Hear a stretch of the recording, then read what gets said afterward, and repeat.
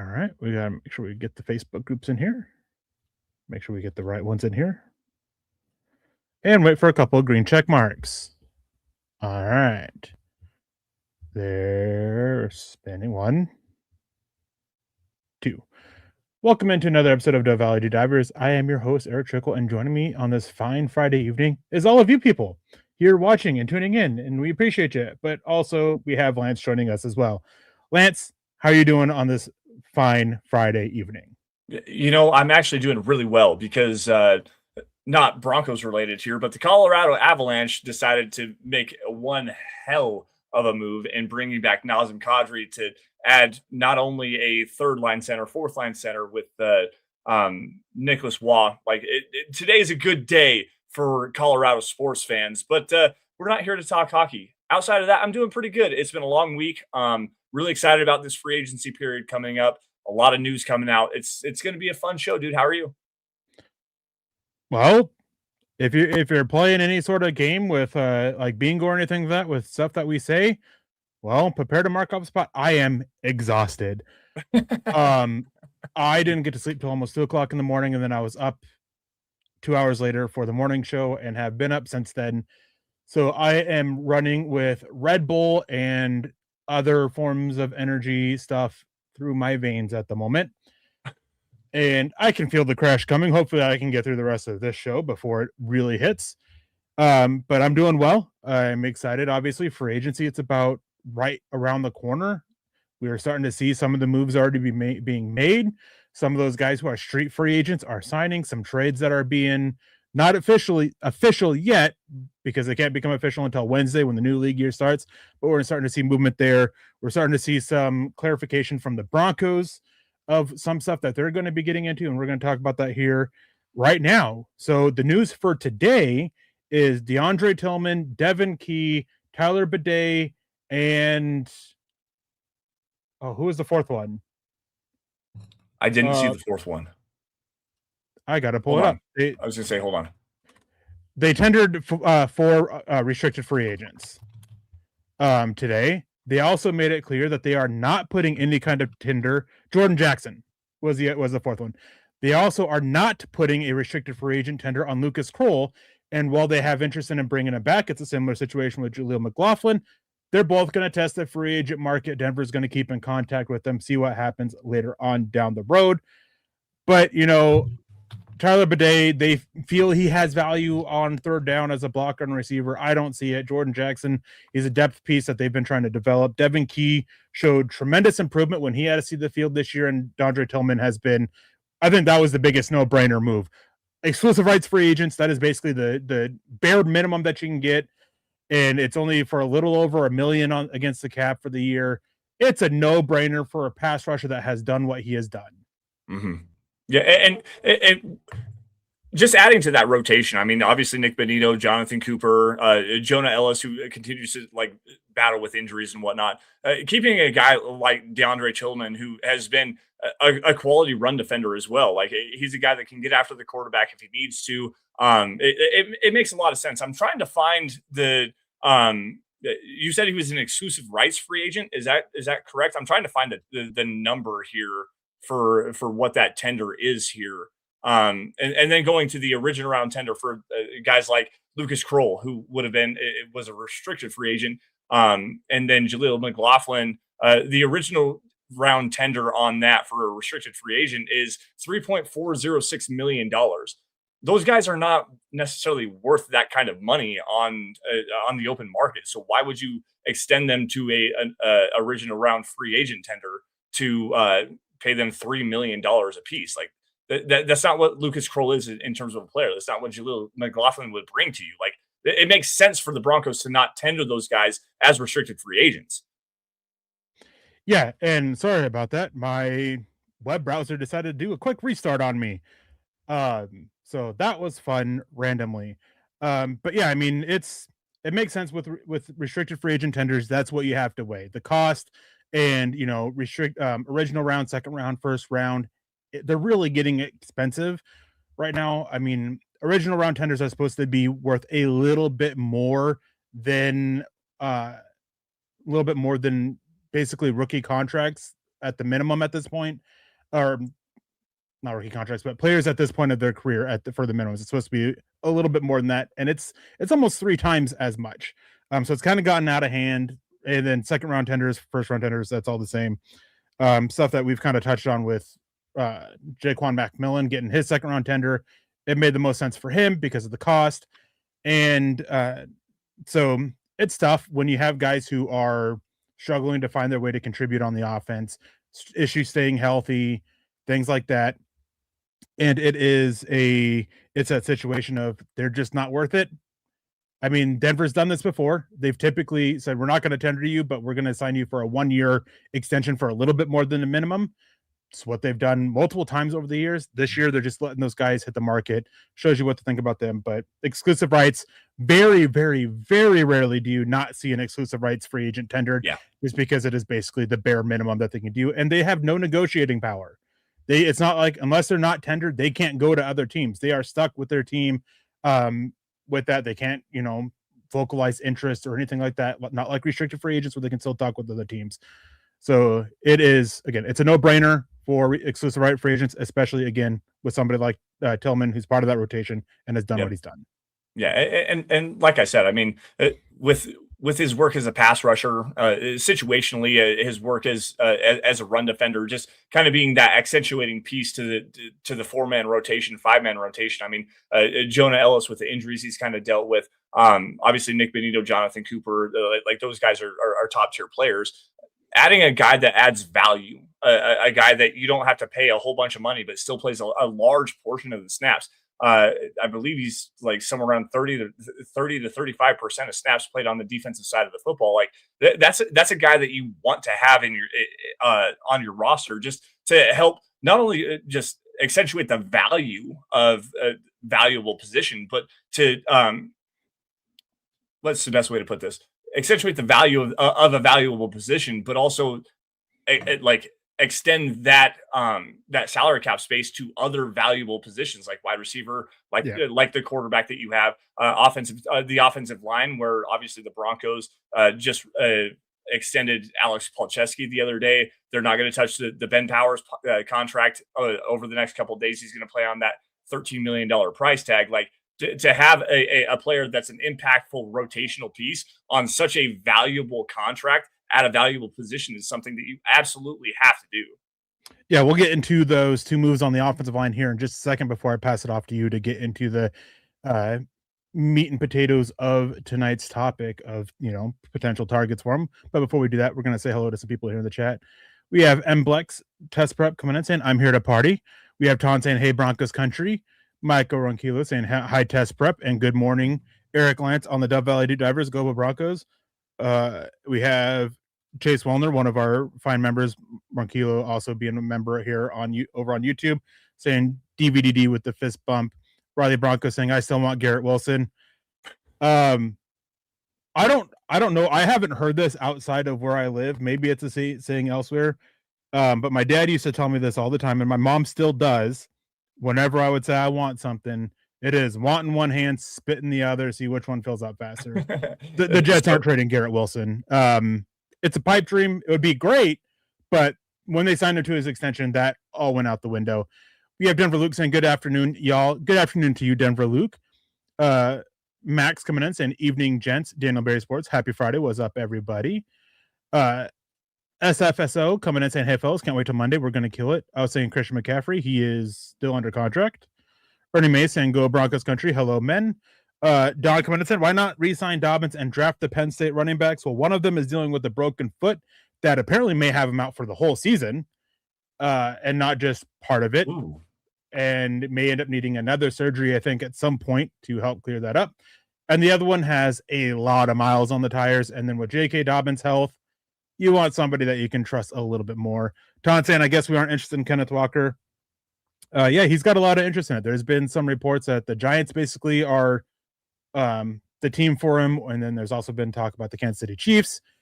I would imagine Denver was interested in it, but they've kind of been crossed out because even though legal tampering period hasn't started yet, guess what? Teams have been talking to agents for about 3 weeks now. to get Why do you think prices the and stuff like that. combine exists, guys? The combine exists for people to talk to Well, people the without combine everybody doesn't being reporting exist on for it. that. The combine just has become a big part of that, Yeah. where agents go out there and see what else is on the table.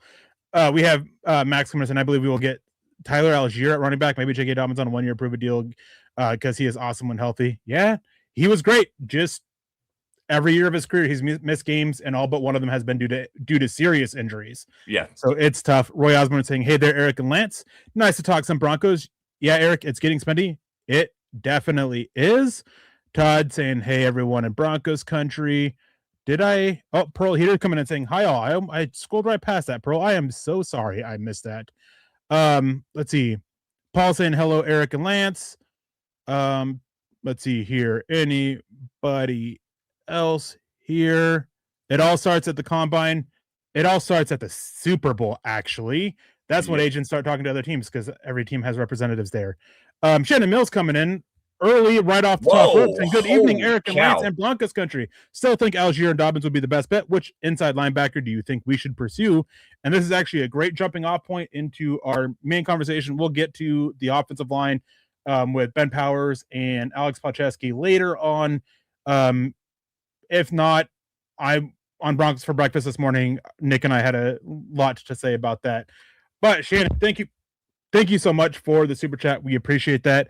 I am with you. I think Tyler Algier and J.K. Dobbins would be a great 1 and 3. And I know I get a lot of pushback about why would Dobbins agree to that, and it goes back to he's not going to have a lot of options. He was been a June signing in each of the last 2 years.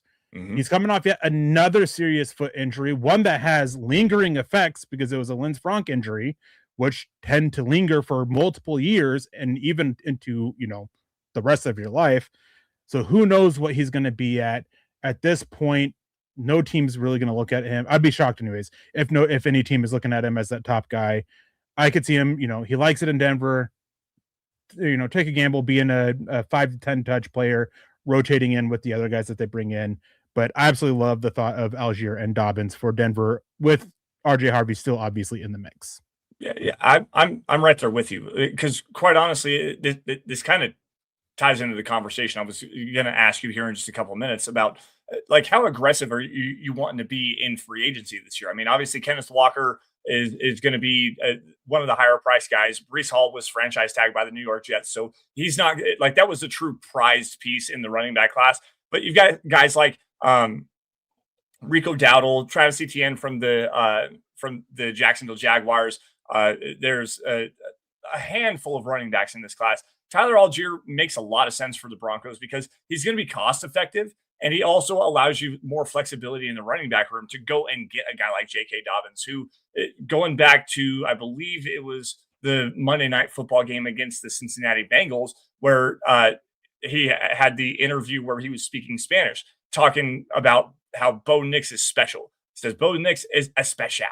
Like, he loves being here in Denver. He said that he wants to be a Bronco leading out of the postseason the postseason interviews. Like, I think Dobbins wants to be here, and you can get him at a ridiculously low price for what his ability is. He can be a quality third running back for you, and it's going to be a drastic upgrade over a guy like Jaleel McLaughlin or a Tyler Bidet. Like, if you can get Algier here in Denver, and you can get J.K. Dobbins to be that third running back, R.J. Harvey, obviously with the receiving ability, and he scored 12 touchdowns this year, guys. Like, led all rookies, literally every rookie he led in terms of total touchdowns. So to get Algier and Dobbins to pair with R.J. Harvey, you've got a dynamic skill set in all three players that kind of complement each other in various different ways. This, to me, is the path that I would prefer to go down, although I do like the idea of Travis Etienne in this offense. Yeah, and then for the second part of Shannon's question, which inside linebacker do you think we should pursue? There's a lot out there, and the free agent market actually got stronger with a couple of players getting released. Bobber Okereke from the New York Giants, he was released, and then Tremaine Edmonds being released by the Chicago Bears. Both of whom could be really good options, but as Nick and I were talking about this morning, there's been a lot of talk and a lot of reports about Denver being very much involved in trying to get Alex Singleton re-signed before free agency kicks off or before the legal tampering period kicks off on Monday. And it's for a pay raise. He was making about $6 million on an average per year basis on his old deal.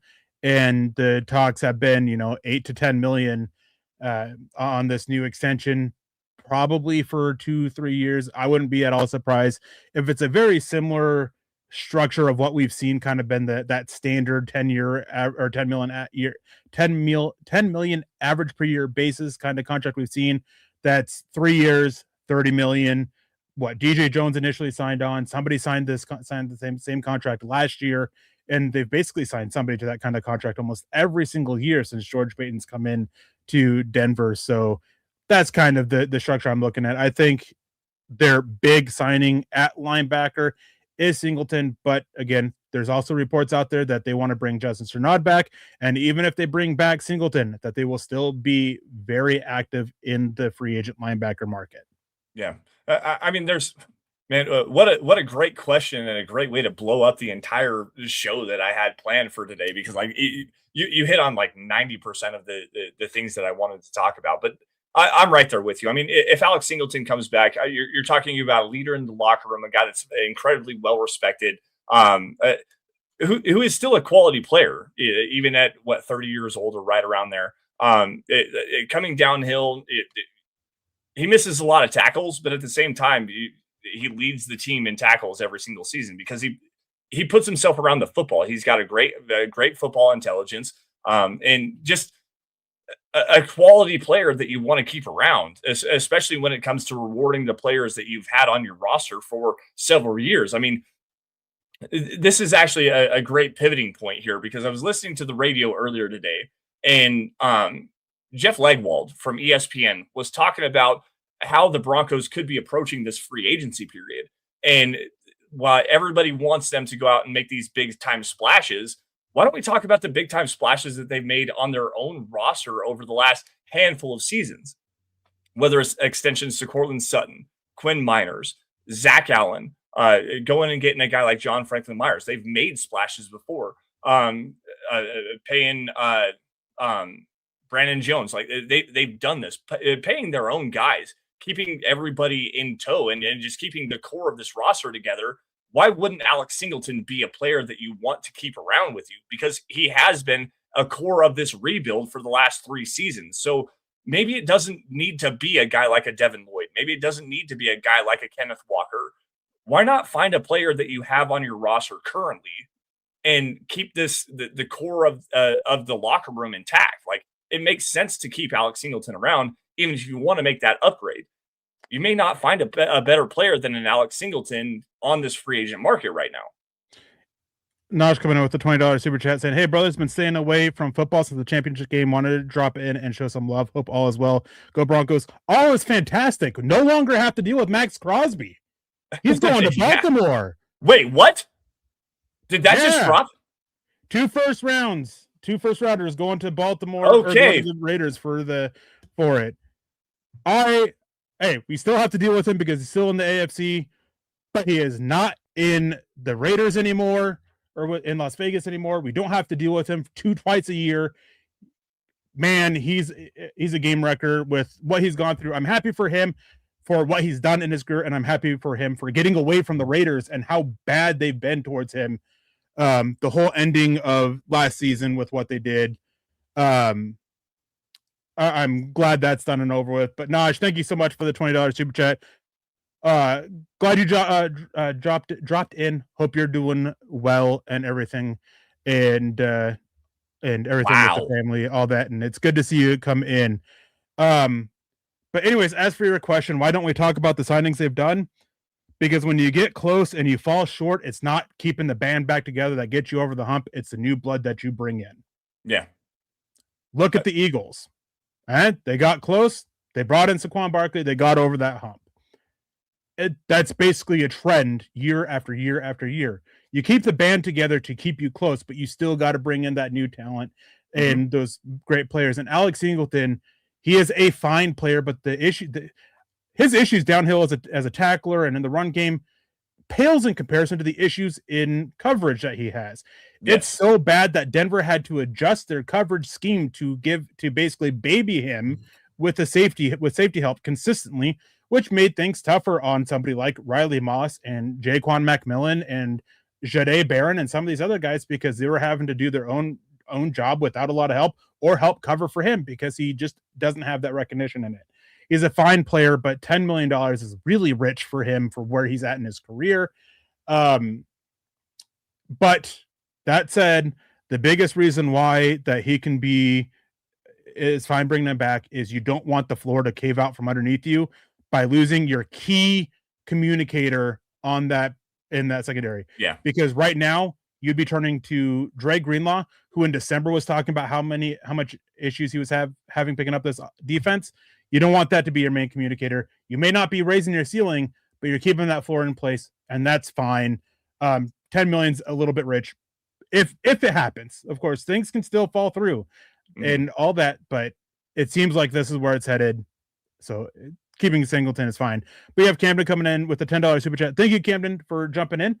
Saying, what's up, Broncos country? I assume that the Broncos had interest in Romeo Doubs, and I think he could be a solid wide receiver too. Great wide receiver option without off the field drama. Yeah, he is a really good piece here. And to have, and real quick, Bubba saying nothing final on the Max Crosby deal. Nope, it's agreed. It's being reported as agreed. It's not final because the trade can't be processed, but the trade parameters are there. And then going back to this, Romeo Doubs, he's a great piece for what they need because, he's a capable blocker on the outside. He's tough over the middle of the field. He helps bring that type of receiver that Sean Payton wants. Not a lot of yards after the catch ability, but he just helps raise that floor quite a bit, which is what they want to do. They still have Marvin Mims and Troy Franklin for those big booming plays, but they wanted to help raise the floor. They're still wanting to see what Pat Bryant can do in his next season.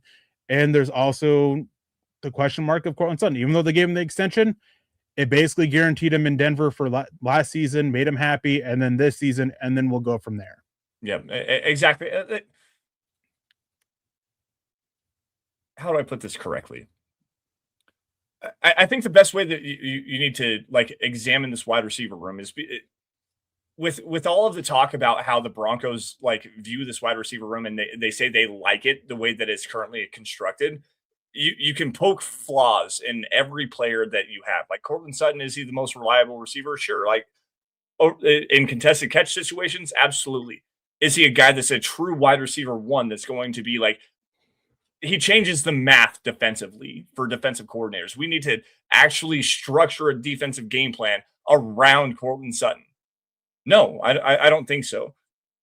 At wide receiver 2, do you have a guy that can work over the middle of the field and be a reliable, consistent guy that can just get open and be a chain mover for you? Is Pat Bryant that? We don't really know right now, because in his rookie season, he showed the ability to be able to do that, but the injury concerns are definitely there, especially concussion-wise. Do you got deep shots? Two concussions in what, 3-4 weeks? It was 2 concussions, I believe. It was in 3 weeks. But do you got guys that can consistently take the top off of the defense or offer slot versatility? Troy Franklin, can he take the top off the defense?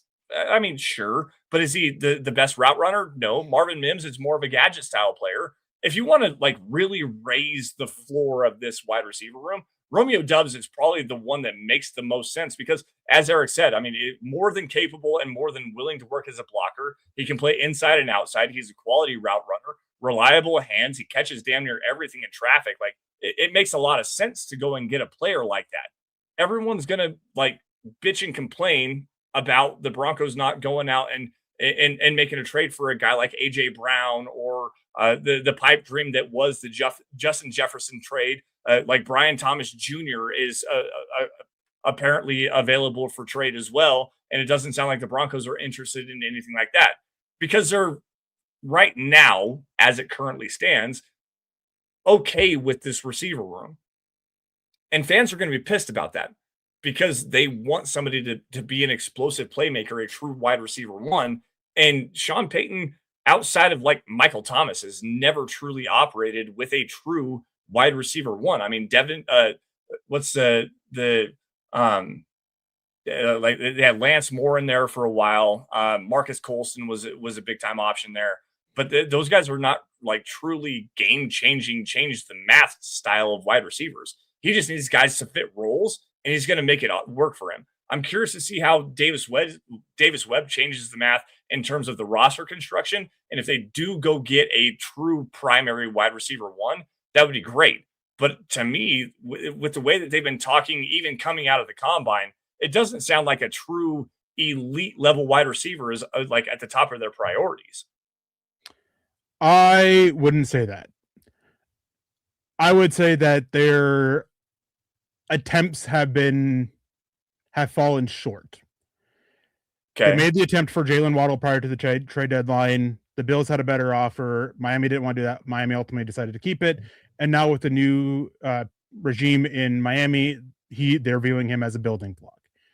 AJ Brown, Miami or Philadelphia has been pretty consistent of asking for a first and a second round pick and a player. And with Denver, that has been Cortland Sutton. They're asking for a first, Cortland Sutton, and another pick, not a Sutton, a second, and another pick. They are adamant about that first, and the DJ Moore trade has only strengthened their resolve in what they're asking for. So that's most likely not happening. Alex Pierce, They had some interest there. He's priced out of their range. Like they're already being talking about. There was 2 weeks ago, it was like, oh, maybe 25 million. Now they're talking, it's probably looking about closer to 35 million than 25. There's still other receivers out there, but there's not a lot. We'll see what happens in the draft. Of course, Denver, Sean Payton likes to be aggressive when he sees a guy, goes up there and get it. And I think that we kind of oversell a little bit about that true number one receiver that Sean Payton didn't have. He's had those guys. Hasn't always been directly at wide receiver, but he had that primary weapon that can be that math changer. We don't have that guy in Denver right now.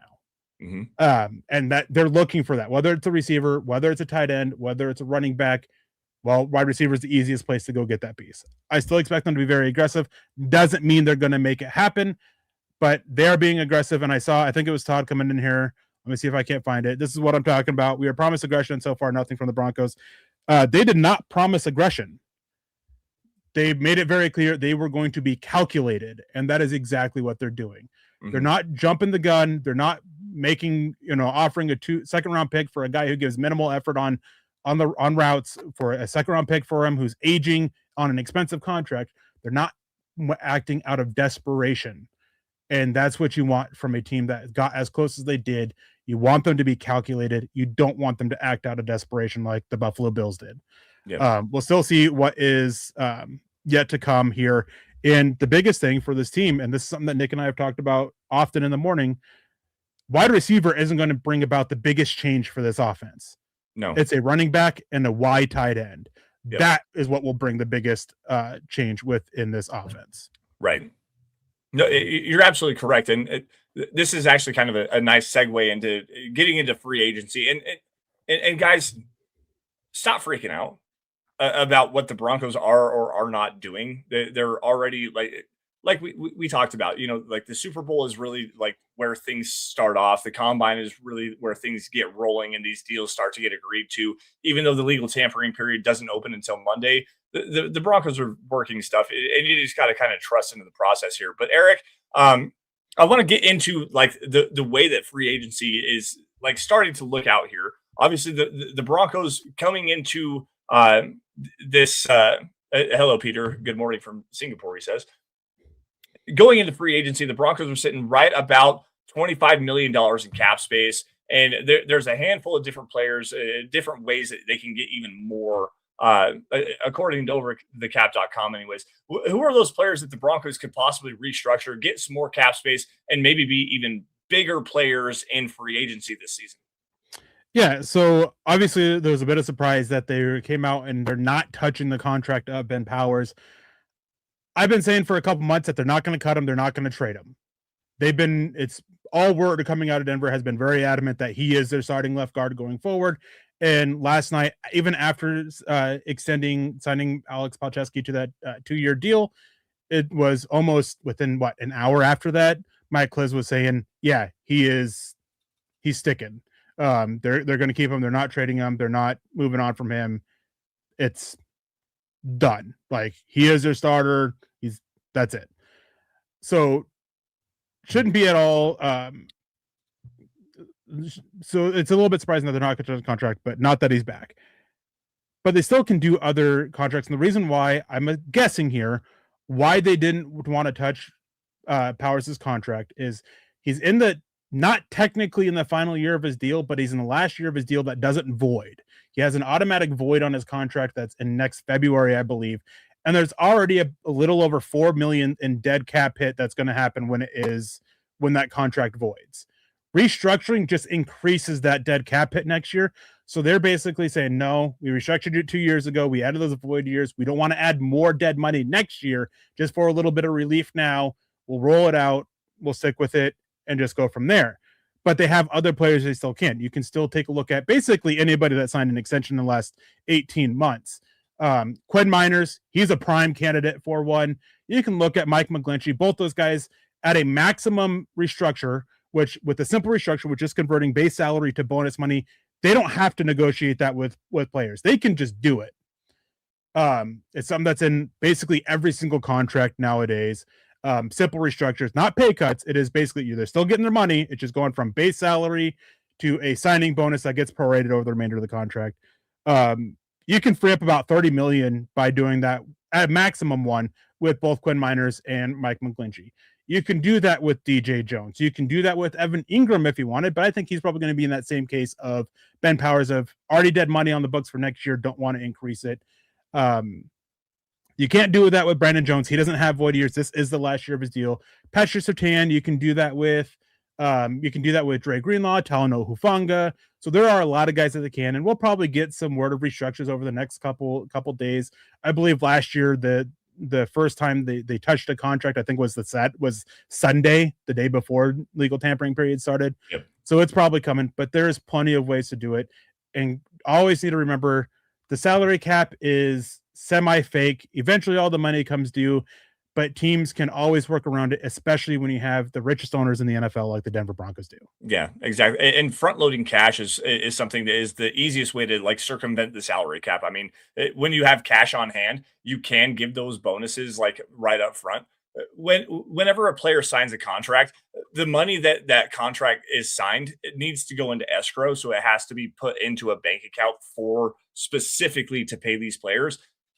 The Broncos have enough money with the Walton Penner ownership group that they can just pay players out of their back pocket, essentially. Like it's really easy to kind of circumvent the salary cap rules when you have the richest owners in sports. So it's to me, when they have this ability, they should restructure these contracts. They can get close to like $65 to $70 million in cap space, or at least based on what you're saying. Yeah. With 4 maximum restructures, they can get to 72 million in salary cap space. Yeah. If you're really wanting to make like big splashes, like that's kind of the way that you should probably operate to really like bring in big players or even add more depth to this team. And Peter Johnson jumps in here saying, I'm probably one of the few fans that isn't worried at all whether or not they make a big move. They made the AFC Championship game with this group. They have to draft smart and add what we have. Things will be fine. But to me, Eric, I mean, you restructure these contracts and get into the free agency period here. I've got a specific question for you. Given the state of the roster with Bo Nix on a rookie contract and in a Super Bowl window based on the fact that they were in the AFC Championship game this last year, how aggressive would you be in free agency? Like, are you signing big ticket players, or are you like spreading the wealth to add depth to this team? Like, are you going out and targeting a guy like a Kenneth Walker or a Devin Lloyd at linebacker? Are you trying to make a big move for like an AJ Brown? Like, how are you approaching this free agency period? I'm approaching it being aggressive in a calculated way. And that is addressing those needs. You want to go into the draft where you don't have any major needs. You want to fill out, get 2 linebackers in free agency. You would like to get a veteran on the defensive line. You'd like to get a veteran, at least a veteran depth safety, maybe a guy who you can upgrade over Brandon Jones because his play last year before he got hurt wasn't great. But, defensive line, 2 linebackers, tight end, running back, depth safety. That's basically the bare minimum of what you want to do in free agency. Would be very aggressive in getting a tight end, a wide tight end, and guys who aren't on the decline. So no Cade Otton. I know he's a big popular guy here. I wouldn't touch Cade Otton, not as long as Evan Ingram is in here. Cade Otton is not an inline tight end. He was one of 2 tight ends who was actually worse as a run blocker than Adam Troutman last year, Dallas Goedert being the other one, who, if this was 3 years ago, then Dallas Goedert would be, the best run blocking tight end in the NFL, but he has fallen off a cliff since then. Very much more of a receiver at this point as well. David Njoku is fine. He's a slight upgrade over it, but is that worth the cost? I'm not so sure. I would be looking at Charlie Kohler. I'd be looking at Daniel Bellinger and looking at, adding another guy to the draft and trying to get more out of Evan Ingram, and even look at drafting a move tight end in the draft where there's plenty to try to develop for life after. Running back, Tyler Algier would be my top guy. He's a big, powerful runner that can block. He has good, decent hands out of the backfield, doesn't fumble. That's a big one. He doesn't put the ball on the ground. And in the day and age where possessions per game are dropping, because each possession is becoming more valuable, you want to be that kind of, you want that guy who isn't going to put the ball on the ground. He works really well with RJ Harvey. So those would be the 2 big guys that I'm going and getting. If they're set on bringing Alex Singleton back, I would look at a veteran guy, maybe a younger guy who doesn't mind being a third linebacker. Justin Strnad is a free agent. He's been very adamant in his end of season presser. He's like, I want to go get a chance to start. And even if, going back to running back real quick, even if J.K. Dobbins isn't fine with the third running back spot, draft one, sign another one in free agency. There's other options. You shouldn't be putting yourself in a hole of it's J.K. Dobbins or else kind of thing. Yeah. So being very calculated with the aggressiveness that you have. If a wide receiver pops up for you, then do it. If not, then don't. So you touched on a lot of things that I wanted to talk about here. One of the biggest here at the running back position is being versatile, being as complete of a room as you could possibly get. We talked about Algier and bringing back J.K. Dobbins and tying R.J. Harvey to this.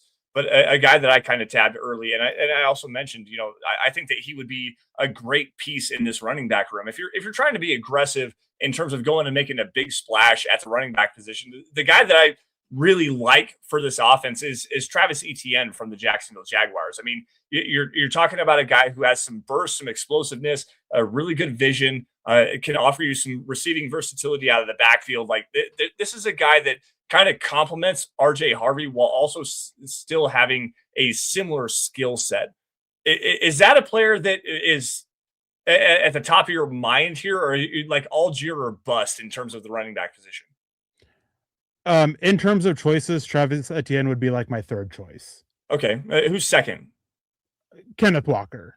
Okay. Even though I don't trust Kenneth Walker as a blocker or as a receiver or anything like that, I think his vision and the patience as a runner is enough there that you can still fit in RJ Harvey on third downs. He showed a lot of progress as a blocker late in the season.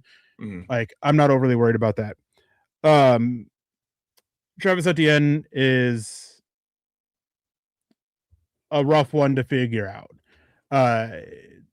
He was basically on his way out in Jacksonville. They drafted his replacement. They've tried to draft his replacement in like 3 years in a row. Mm-hmm. There's been a lot of issues there on and off the field with him, which is how he is. So it's a rough one. He's a fine player, and he had those five fumbles in his first year of his career, but he's cleaned it up. He's only had 2 in the last 3. So not overly concerned there.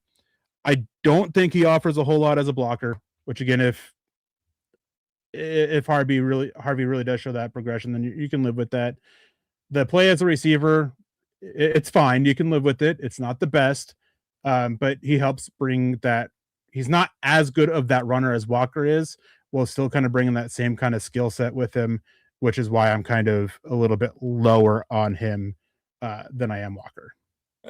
So say the Broncos do go Tyler Algier, and maybe they don't go J.K. Dobbins to kind of pair with that. We'll call it the cheap route or the bargain bin route. Let's say they go Tyler Algier and RJ Harvey, and they don't bring back J.K. Dobbins. What running back would complement those guys the best in the NFL draft this season?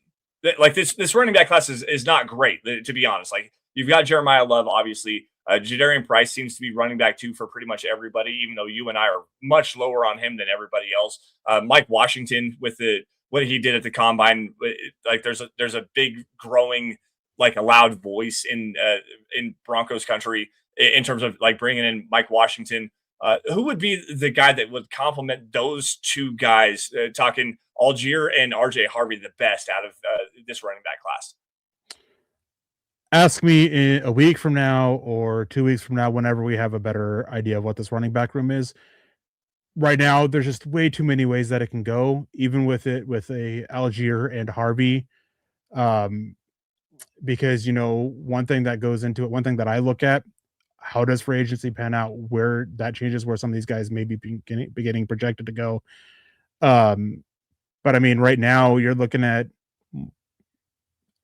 I believe the over under is set on 5.5 running backs drafted in the top 100 picks. And I'm taking the under right now.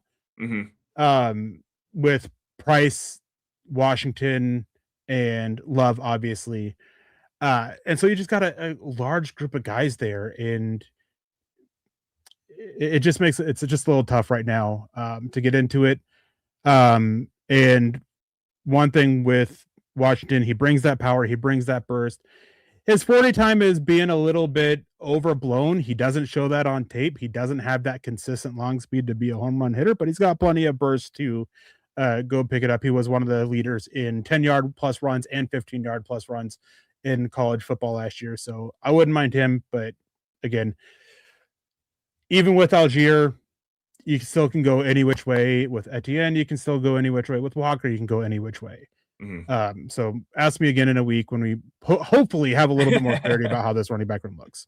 Way to cop out on that. Hey, let's switch over to the tight end position here. I mean, you talked about David Njoku, who is a guy that I really like for this Broncos offense because he can play in line, a solid blocker who's, despite being 30 years old, still has some explosiveness as a receiver. I think that the quarterback situation in Cleveland over the last couple of years has really kind of hampered what his productivity could have possibly been. Even at 30 years old, I think that there's a guy that you can unlock here in Denver as a front side of the offensive line, front side of the play, blocking tight end, and also has some explosiveness over the middle of the field. He would be a really good pair for the Broncos with Evan Ingram. You mentioned Cade Otton, who there's a growing sense that Cade Otton, who I liked a lot a couple of years ago in the draft, would be the preferred option here. But if you're looking at this tight end, not only the free agency class, but also the draft class in general, which offers, I mean, there's either or guys on both sides of the aisle here. They're either blocking or they're receiving threats. How do you go about addressing this tight end room? Get a blocker. Like it's that simple. Your running game, the biggest issue with it was your blocking from the tight end position. Plain and simple. Were there issues from the offensive line at times? Yes, there were, but it wasn't a consistent issue. I mean, you can throw on about 10 plays, blown up plays on the running game, and it's Adam Troutman at least 7 times, if not 9 out of 10 times. Yep. David Njoku is a fine guy to upgrade Adam Troutman, but you still want more as a blocker. He's not a great blocker. He's a fine blocker, which is still, again, it's an upgrade over Njoku, but you really need a good blocker. That's where somebody like Charlie Kohler or Daniel Bellinger comes in. They are good blockers. So that's a big reason why I'm out on Cade Otton. Now, if Denver wanted to upgrade that move tight end role and move on from Evan Ingram, then all right, go get Cade Otton. He's a little bit of a better blocker in the slot than Evan Ingram is. I mean, Ingram was so bad that they hardly ever use him as a blocker, and they actively try to pull him off the field when he was in blocking situations. I think I saw a stat that was like, it was like 65% of the time that Evan Ingram was on the field, they were throwing the football. Like it was literally that high of a usage in terms of Evan Ingram being on because he was that bad as a blocker. Even when he was lined up in line, they were throwing the football. Yeah, they were using him to get matched up against a linebacker on it. So let's see here. I can even actually look it up. He was used as a blocker 90 times compared to out of 511 total snaps. Yeah, so 90% of the time, Yeah. essentially. So It's yeah, not what you Evan want at the Ingram, tight end position. he was at least somewhat decent in the slot, but he just wasn't last year. So if you want to upgrade there, do that. The issue then becomes, are you willing to pay what the rumors have been about Cade Otton, where one of the biggest beat guy for the Tampa Bay Buccaneers is coming out and saying that Tampa Bay tried to bring him back. He's asking for over 15 million on an average per year basis. That's up to you. I'm not for that. I think there's a lot of these move tight end types in the draft, and I would rather, despite Ingram driving me nuts, Adam Troutman driving me nuts, I'd roll it back with Ingram in that one and just go get a blocking tight end, even if it's David Njoku and Charlie Kohler. You can use David Njoku as that upgrade over Adam Troutman, who can be kind of that math changer because he offers enough as a blocker and enough as a receiver, and then Charlie Kohler can be your primary blocking tight end. What does Charlie Kohler offer in the receiving aspect of playing the tight end position? I don't know much about him. Think old school safety net outlet, short yard catch. Virgil Green. No, essentially. Virgil Green was at least a really good athlete.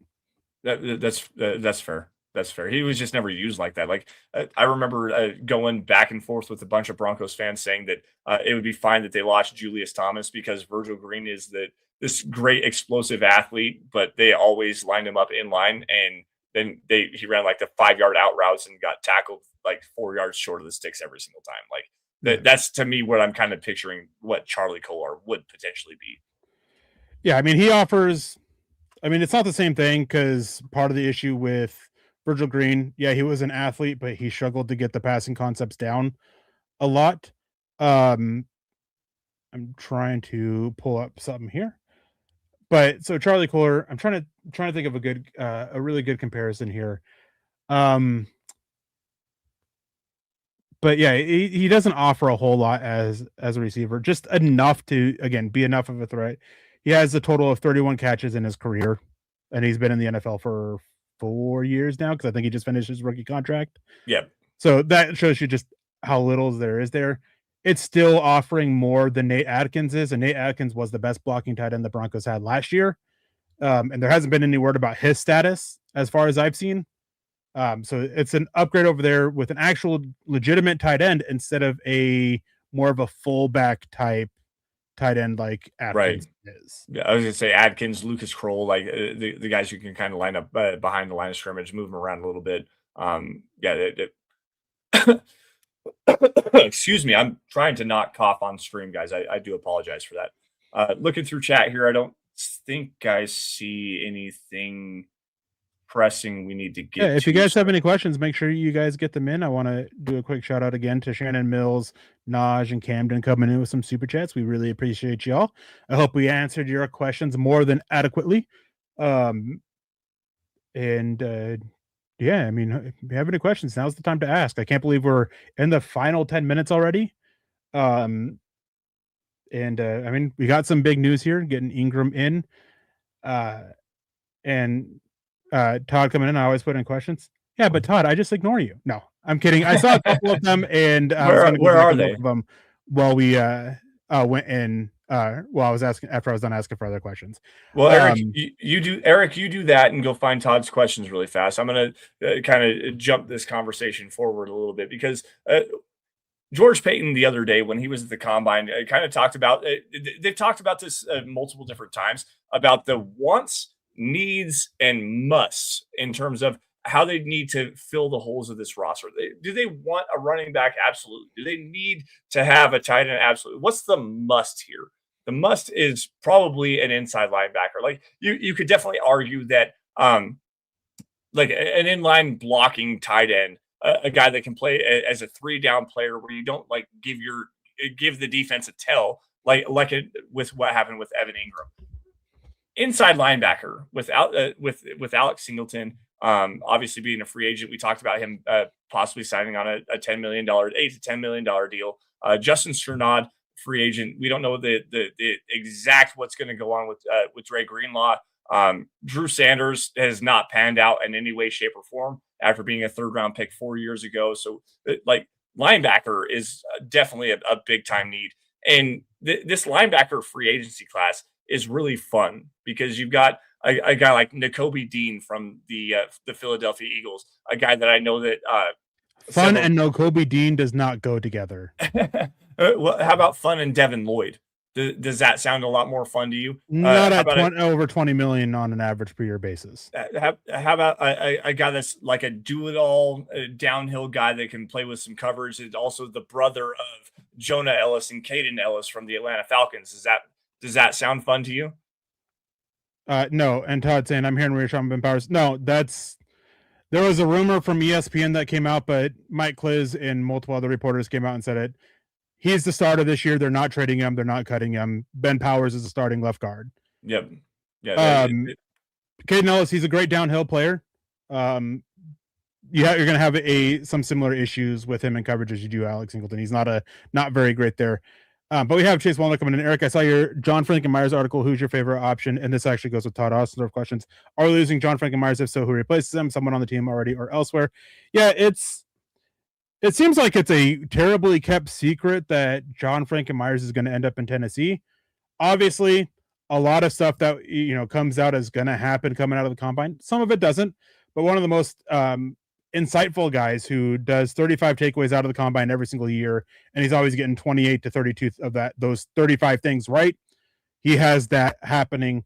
But Denver, they still have not had any contract talks with John Frankenmeyer's. It is very obvious they are letting him walk, and they aren't having any interest in bringing him back.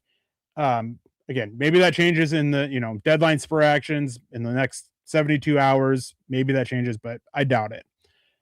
They seem poised to let Savion Jones and Uwazurike and another either cheap free agent addition or draft pick to kind of fill it out, and Jordan Jackson being involved in there as well, and Jordan Miller and a couple other defensive linemen that they still have that they signed to a futures contract. But when in the article that Chase Wallner is mentioning, again, thank you, Chase, for the $2 super chat. We appreciate that. Thanks, Chase. My favorite option is one that's going to make a lot of people do a double take, and that's Cam Jordan, who has made it clear that he is not returning to the New Orleans Saints. So, do you know how much Cam Jordan plays at? Do you know his play weight? 284 pounds. 295 pounds. Oh, I thought it was. I thought I heard 284. That might be how much he currently weighs. Okay. But during the red carpet stuff, I think it was somebody asked him that. He says, I think it was Matt Ryan made a comment to him, and he says, "Well, you know how I play about 295, 300." Which makes sense. I mean, the dude's rocked up. He's one of the slimmest. If you're going to say he's 300 pounds or close to 300 pounds, he might be. We talked about Darryl Jackson Jr. in the group chat the other day, talking about players at the combine, about how rocked up and slim this guy is. If Cam Jordan's playing at 295, absolutely. My question is, he has also been a 3-4 defensive end playing that 4-I-5 technique multiple times in his career, including multiple years under Sean Payton. That was my big question was, do you think that he can slide inside from the 7 technique? And if he's playing at 2, he doesn't do 7 technique. He plays 5 technique even now for the Saints. Oh, that's right. You're right. So that actually makes sense. The problem is he's 36 or 37 years old, I think. Hold on, but yeah, he's gonna be 37 in July. Yeah. So it's a 1-year deal trying to go all in. You'd asked me earlier about going all in and how aggressive you would be. This would be one of those calculated aggressive moves. He still has plenty of gas left in the tank. He actually did better a little bit. Maybe not statistically. I can't remember for sure. But when I was watching him, he did better to the end of last season than he did earlier on. Kind of came along as time went. And being part of rotation might help him keep him going. So, yeah, I mean, if you want to be aggressive, that would be one way to look at it. Outside of that, you're looking at somebody, maybe a David Onyemata, who was, again, with Sean Payton there in New Orleans when he was a free agent in, I think, the 2023 offseason. Sean Payton's first year here, Denver made a strong push to go get him. He ended up taking a little bit more money from the Atlanta Falcons. We have QB Easy, who I believe is Quentin Caldwell, coming in with a $5 super chat saying, "Hey, Eric and Lance, I've seen a mock draft with the Broncos drafting a safety with that first round pick. Would that be considered a good pick in the first?" And we have Todd Osler say that I would not be happy with that move, Quentin, and that's exactly why it's a great move. Can I tackle this first, please? Go ahead. Yeah. So, by the way, guys, Eric got the opportunity to go on KOA the other day, where him and Zach Seegers talked about Emmanuel McNeil-Warren, which I believe is the safety that you're talking about here, because it was not only Mel Kiper but also Jordan Reed of ESPN had Emmanuel McNeil-Warren going to the Broncos at number 30 overall. This, to me, is a tremendous pick. First and foremost, I also wanted to do this, and we went Monroe Freeling in the mock draft we did a couple weeks ago. But Emmanuel McNeil-Warren is not only a player that you can play single high, and he has the range to be a player that fit in this Vance Joseph secondary. He can also play closer to the box. He's 6'3", 204 pounds, ran a 4.58, I think 40, tested athletically incredibly well at the combine. But also, guys, think about this. The NFL draft is not necessarily like, what do you need for immediate impact? It's drafting for the long-term future. Brandon Jones is coming. I'm going to interrupt you here for a second. What did George Payton and Sean Payton both say multiple times during the pressers and in other interviews at the combine? Look at the draft through a 3-year window. Exactly. 3 to 5 years. What are you looking at in 3 to 5 years? 3 years specifically. Brandon Jones is a free agent following the 2026 season. He's also coming off of a torn pectoral muscle. And if the Broncos decided to move on from him this season, because it's last year of his deal, I believe they saved $7.5 million against the salary cap. And it doesn't change. So if they drafted Emmanuel McNeil-Warren or even Dylan Thieneman, who a lot of defensive back-centric guys that I talk with absolutely love for Denver, pairing him next to Talanoa Hufanga, you can still keep Brandon Jones. You can still let them compete and still cut Brandon Jones at time at roster cut downs and still save the same amount of money. Yep. Brandon Jones played poorly before the injury. He's a guy that creates a lot of issues for Denver as well. So, yeah, I think it's a great pick. You can't look at it. You got to look at it in the mindset again. 3-year window with the draft picks. Even if Denver sticks with Brandon Jones this year, Denver doesn't typically like to draft for the current year. Yep. Right. I mean, even Bo Nix, even though we all pegged him to be the starter, he had to go out there and beat Jarrett Stidham for the starting job as a rookie. Yep. And RJ Harvey, he had to go out there and an injury got him into it. Jahdae Barron, he had to go out there and compete with Jaquan McMillan, and McMillan stepped up. It's worth it. I understand that you always want that immediate impact from rookies, but sometimes you got to wait it out. And think about how the safety room is built right now. Brandon Jones aside, I mean, PJ Locke is probably going to sign in Buffalo next week. Like he's probably not coming back. Devin Key just they just retained Devin Key on, was that a restricted free agent tender or an exclusive rights tender? Regardless, exclusive rights tender. So they brought Devin Key back. JL Skinner is in the 3rd year of his contract. He's a free agent after next season. What's the other one? Delarian Turner-Yell is a free agent right now. Yeah. You have one safety under contract for the long-term future of this franchise right now, and it's Talanoa Hufanga. If you want to get cost with injury concerns, exactly, and you want to get cost controlled at the safety position right now, you draft a safety at 30, and Emmanuel McNeil-Warren, who can wear multiple hats for your defense. He can play in the slot. He can play a dime backer. He can play back end and 2 high or single high. This is a tremendous pick to me to take Emmanuel McNeil-Warren. Before we get out of here, somebody mentioned Von Miller, and I saw somebody, Max, do we sign Von Miller on a vet minimum to be a veteran mentor to our pass rush room? No. Gatorade Gaming coming in saying he's still under contract with the Commanders. He is not. He is a free agent. He signed a 1-year deal with them last year. He is a free agent. He is wanting to get into the general manager game. I wouldn't sign him to be on the field, not with what Denver has at the edge room already, even if they did move on from a Jonathan Cooper or Jonah Ellis, which is being heavily speculated. I would still look at getting a little bit younger. He looks done. When you see him on the field the last couple of years, he looks done. But looking at getting him into the front office and seeing what he can do there, I'd be down with that. I'm there with you. I don't necessarily think that he's done. I think he had 9.5 sacks this last season in a rotational pass rush role, but you already have rotational pass rush players that you want to like continue to develop. Guys like Jonah Ellis, guys like Q Robinson, who played really, really well in the limited snaps that he was able to play this season. I mean, like that, Dondre Tillman, you just gave the ERFA tender to. So like bringing in Von Miller changes your roster math in a way that I don't think is necessary right now. And as much as it would be great to have Von Miller on this roster in terms of like a leadership role, and he wants to be here, like he very clearly has said multiple times he wants to be here. I don't think it makes sense for this team right now. Yeah, and yeah, he had 9 sacks, but he played less than 40% of the snaps. Yep. Which edges the rotational room. Being done isn't necessarily a statistical measurement. It's by what you're seeing on the field. He was playing that little just because that's where he's at with his body at this point. Yep. Unfortunate. But yeah, I would look at bringing them back for this, but that's going to have to do it for us today. But before we get out of here, we do have some final words to say, of course. As always, as you guys can hear soon, see scrolling beneath, you guys can go over to youtube.com/Mile High Huddle and become a member and get access to the exclusive content that we have going on over there. Make sure you guys subscribe, like, and share. It's a great way to help us with the algorithms that are ever changing, especially on Facebook and YouTube, that are ever being frustrating, ever being headaches, and Google as well. I can't tell you how much subscribing, liking, sharing, commenting helps with the algorithms with Google searches for as well. Super chats and stars, we appreciate you, all those who came in. Shannon, Naj, Camden, Chase Wellner, Quentin, we appreciate you all coming in with the super chats. The more you give, the more we love you. No, we all love you equally.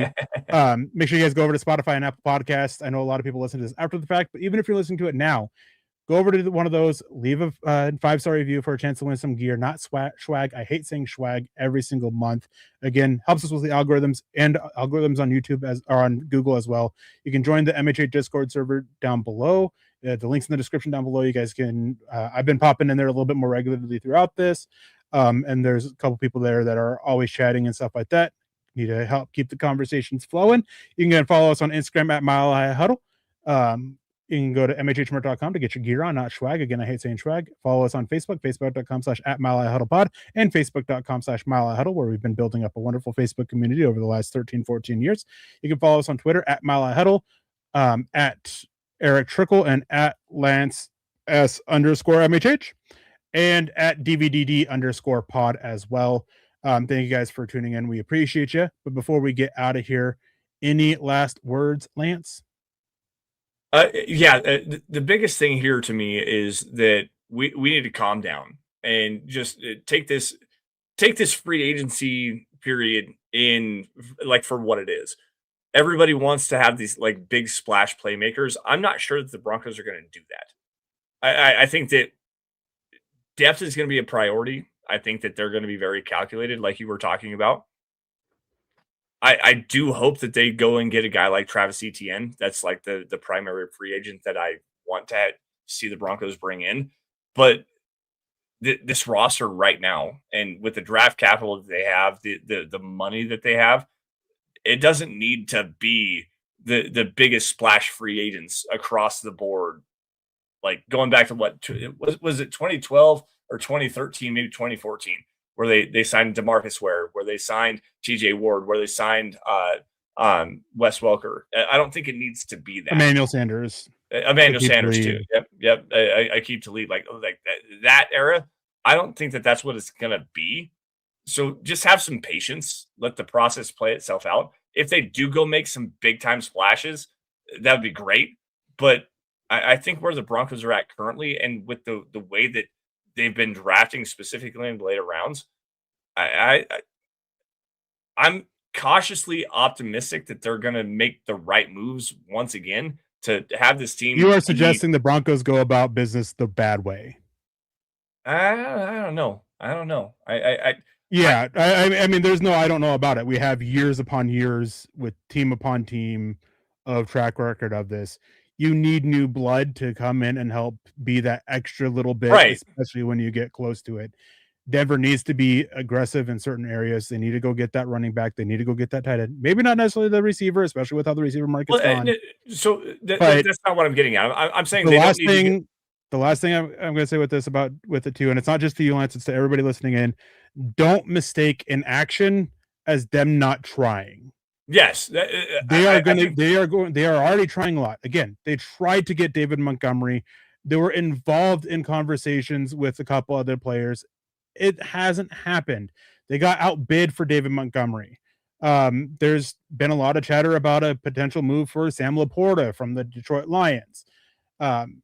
They're working the phones. They are trying to upgrade this team. They're not trying to just run it back, even though a lot of Broncos media has been kind of on the doom and gloom of that, of, oh, it's going to be running back. It's going to be minor free agents. It may end up that way, but they're trying. And Montgomery was too costly. Denver actually from what was reported, Denver had a deal basically agreed upon with a 5th for him. And then the Texans like, no, we'll give you a 4th and a player. So long as you give us a 6th round pick back. Like, yeah. You said what I wanted to say, like, more eloquently. Just because the moves you want them to make doesn't mean that they're not trying to make moves. And it may be a Tyler Algier and J.K. Dobbins over a Travis Etienne or a Kenneth Walker, because Kansas City is about to pay Kenneth Walker like $14 million this year. By the way, like the rumors are out. Kansas City are the Giants. Yeah, like just because you want a big time splash doesn't mean that the Broncos aren't trying to make moves. I don't necessarily think they need to be the ones to make the overpays. They need to be calculated about what they're doing. They're going to be aggressive, and I know that they are. But just because they don't make the move that you want doesn't mean that they aren't actively trying to improve this roster, and that's where I was kind of coming from. And I think it was Howie Roseman who said, most free agents are attractive until you hear how much they want. I might be mistaken on which general manager it was. I know it was a general manager, and it was at the Combine last year. But yeah, they're attractive until you hear the cost. Yeah. With that, guys, I'm going to say goodnight to everybody. You all stay safe and take care. Have a great rest of your evening. And as always, go Broncos. Yeah. And again, thank you to Shannon Mills for coming in with the super chat, Naj, Camden, Chase Wellner, and Quentin, and anybody over on Facebook as well. Unfortunately, we don't have anybody behind the scenes to help pull those comments over there that are stars on that.